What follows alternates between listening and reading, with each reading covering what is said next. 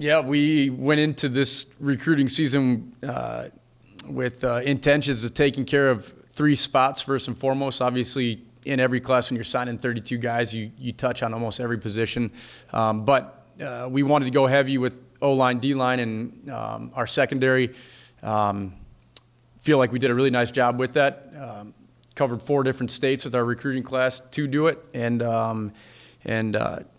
our staff did an incredible job getting the right guys that fit Michigan Tech in every way, and going to be great additions in our locker room. But those 3 spots we needed to take care of in this class, just with the way that the locker room is shaped right now, and where we're trying to increase our depth.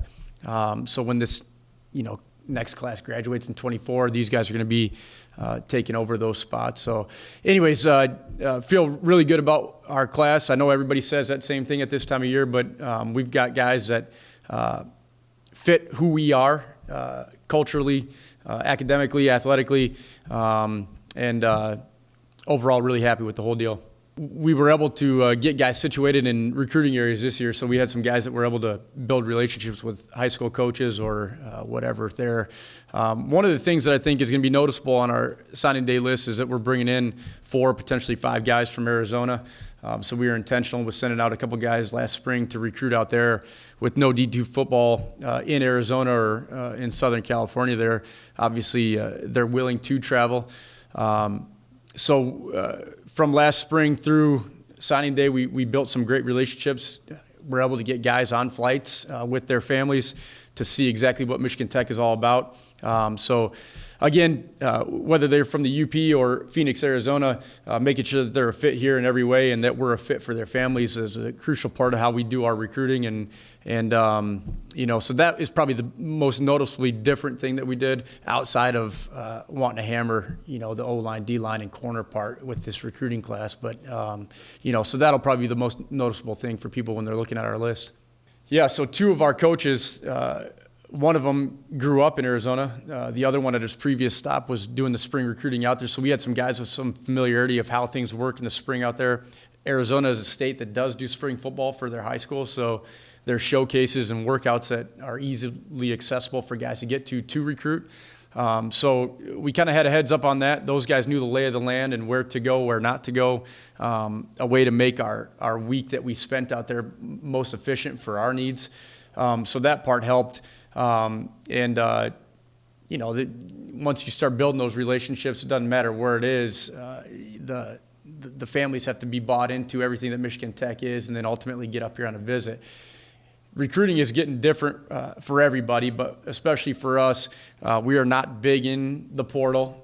We do dabble in a little bit. We got a couple mid-year guys this year. But for us, finding those pockets around the country where people value our education, are willing to travel, maybe willing to pay the out-of-state tuition costs that it is here. Finding those different places around the country are going to be something that we're going to work a little bit harder with this year. It won't just be Arizona. Talking with another guy that might be a post signing day commit that's from the Houston area. So, there's people all over the country that are willing to come to a unique location, experience unique academic rigors, and then obviously play in the best football conference in Division II.